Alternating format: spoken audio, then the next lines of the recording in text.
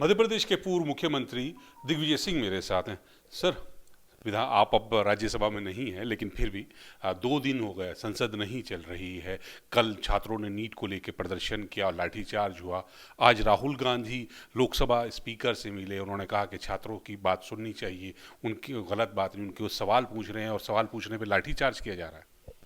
बात यह है, धर्मेंद्र प्रधान जी को इस्तीफे की मांग सबसे पहले कांग्रेस पार्टी ने की थी, जिसमें मैं भी उसमें शामिल था, क्योंकि मुझे मालूम था कि किस प्रकार का घपला हो रहा है नीट में। मैं संसदीय जो स्टैंडिंग पार्लियामेंट्री कमेटी उसका अध्यक्ष था। उसमें 31 सदस्य हैं, उसमें से 31 सदस्य में से 17 भाजपा है, 4 कांग्रेस है। तो नीट और नेशनल टेस्टिंग एजेंसी जो ये एग्ज़ाम करती है, उसमें कई घपले थे जिनको हमने उजागर करने की कोशिश की और घपले पकड़े भी गए। लेकिन दुख इस बात का है कि चेयरमैन एनटीए जो ये अध्यक्ष है नीट एग्ज़ाम कराने का, उसके बारे में आज तक कोई प्रश्न नहीं कर रहा है। जबकि मैंने जब ये सवाल उनसे पूछा चेयरमैन एनटीए का कमेटी की बैठक में, तो कहने लगे साहब मुझे इससे कुछ लेना देना नहीं है, क्योंकि मेरे पास कोई अधिकार नहीं है। अब आप बताइए, चेयरमैन के पास अगर अधिकार नहीं तो किसके पास अधिकार है? तो ये पूरा का पूरा खेल है पैसे का। जो पेपर सेटिंग करता है वो ये जो पेपर है ये 13 भाषाओं में उसका ट्रांसलेशन होता है, ट्रांसलेटर। ये सब लोग मिलकर करोड़ों रुपए कमाते हैं। तो सरकार भी इसमें क्या मिली हुई है? नहीं, सरकार का ये है कि सरकार ने इनको मौका दिया हुआ है। आज क्या कारण है कि इतना घपला होने के बाद भी हम लोगों की मांग धर्मेंद्र प्रधान जी को इस्तीफा मांग रहे हैं? तो क्या दिक्कत है? चेयरमैन एनटीए जिसकी जवाबदारी उसको तक को उन्होंने इस्तीफा नहीं कहा। केवल एक पहले केस में जो सीईओ होता था इसका, उसका तबादला भर कर दिया था।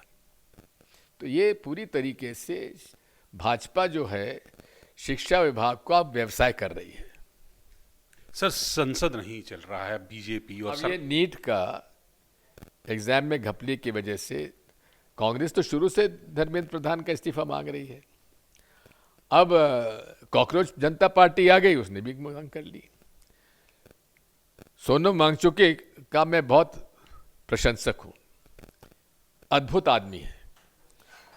चेयरमैन के नाते मैं उनकी सारी संस्थाओं की जांच कर चुका हूँ। जब मैं ले गया था अपनी संसदीय समिति के साथ, बेहद अच्छी संस्था। जो लड़का फेल हो जाता है उसको वो एडमिशन देता है और उसको फर्स्ट डिवीजन पास कराता है।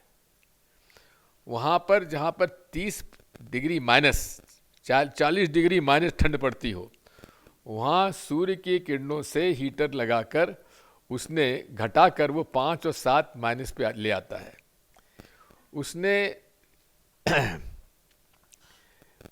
बर्फ में कैसे उससे भी ऊर्जा पैदा कैसे कर सकते उसने की है। अद्भुत आदमी है भाई, मैं तो उसका बड़ा प्रशंसक हूँ। सर, लेकिन कहा तो ये जा रहा है 2 दिन से जो ये आंदोलन चल रहा है, संसद नहीं चल रही, बीजेपी कहती है कि इसके पीछे कांग्रेस के लोग हैं, इस तरह की बात की जा रही। भाई इसके पीछे तो मैं जानना चाहता हूँ, कल जो प्रदर्शन हुआ उसमें प्रदर्शन के प्रदर्शनकारियों के पास पत्थर कहाँ से आ गए? ट्रक भर भर के पत्थर कहाँ से आ गए? ये पुलिस क्या कर रही थी? ये भी एक जांच का विषय है, इस पर कोई जांच नहीं कर रहा है। आपने वीडियो देखा होगा, फोटोग्राफ देखी होगी, ट्रक में पत्थर भरे हुए थे। ये पत्थर कहाँ से आए? कौन लाया? दिल्ली में इतने पत्थर तो मिलेंगे नहीं, कहीं बाहर से आए। पुलिस ने जांच में आने कैसे दिया? क्या कमिश्नर पुलिस, गृह मंत्री जी इसका उत्तर देंगे? सर, अब एक दूसरा सवाल आपके गृह राज्य से, मध्य प्रदेश से है। यूसीसी आज विधानसभा में पास हो गया है।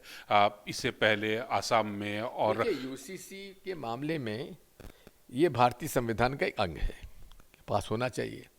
लेकिन उसका स्वरूप क्या है उसे हमें देखना चाहिए। मेरे पास आज तक उसका ड्राफ्ट मैंने नहीं देखा, तो बिना ड्राफ्ट पढ़े मैं उसके बारे में क्या कमेंट करूंगा। तो दिग्विजय सिंह साहब कह रहे हैं कि धर्मेंद्र प्रधान के इस्तीफे की मांग सबसे पहले कांग्रेस ने की थी और जो ये संस्था है नीट की परीक्षा कराने वाली एनटीए, इसमें भ्रष्टाचार है, उसको, सिस्टम को सही करना चाहिए। नई दिल्ली से अशरफ काज़मी, न्यूज़ 18।